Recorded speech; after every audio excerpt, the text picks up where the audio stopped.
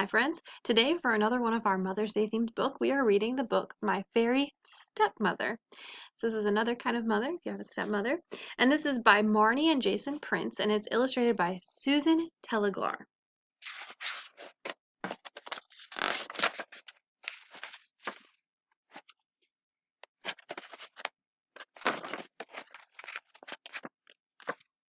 Amelia lived with her mother in a little red house across from the corner store. She had a cat named Katie and a doll named Sophia. She loved playing with Sophia and spent all day making outfits for her to wear. But Amelia did not like bedtime. She saw, she saw shapes in the dark that she thought looked like monsters. She would squeeze Sophia close to her until she fell asleep. On Saturday, Amelia awoke and hugged Sophia. She was happy because she was going to stay with her dad and her stepmother Maribel for the weekend. She kissed her mother goodbye.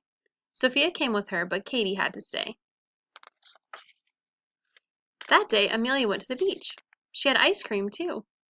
In the evening, after dinner, they played Wordaloo. Amelia always had fun with her dad and stepmom.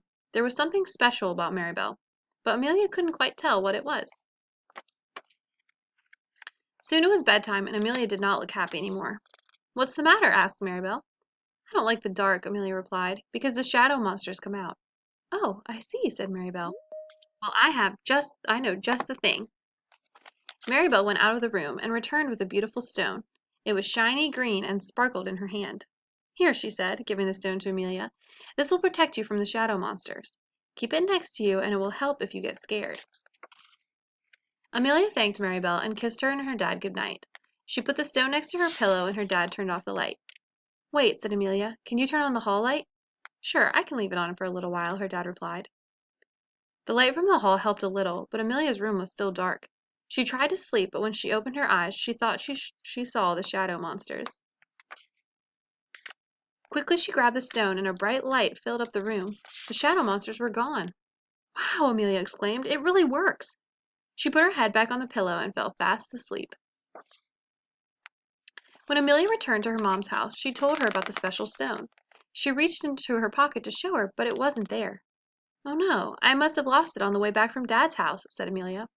"I'm sorry," said Amelia's mom. "I know it's easy to lose things when you're living in two homes, but I think I have something that will help you." She gave Amelia a nightlight that was shaped like a flower. Amelia liked her new nightlight, but it wasn't bright enough. That night she thought she could see shadow monsters in every corner of her room. She had Katie keep watch at the foot of her bed as she hid under the covers, squeezing Sophia as tightly as she could. A few days later it was time to visit her dad and Maribel again. When they tucked Sophia into bed with Amelia, Maribel did not see the stone. "Where's the stone I gave you?" asked Maribel. "I lost it," said Amelia, and she started to cry. "Let me show you something," Maribel said. She took Amelia by the hand and brought her out into the garden.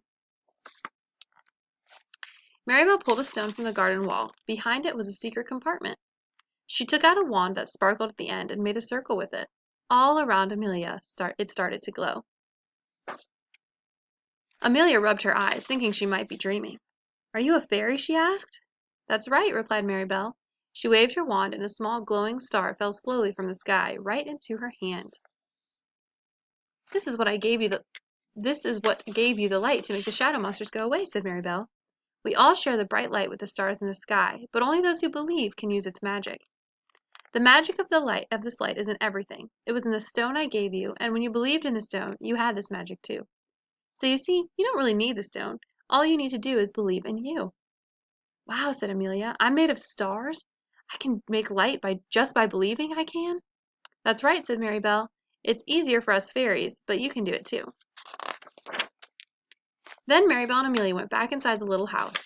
Amelia climbed into bed and kissed her dad and Maribel goodnight. As her dad turned off the light, he asked, "Would you like me to leave the hall light on for you?"